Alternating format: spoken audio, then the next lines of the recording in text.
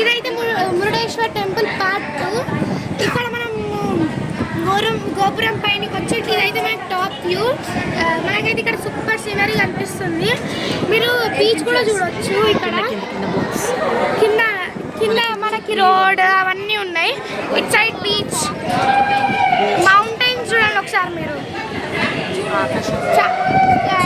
ఆకాశం అయితే మనకు చాలా దగ్గర ఉంటుంది.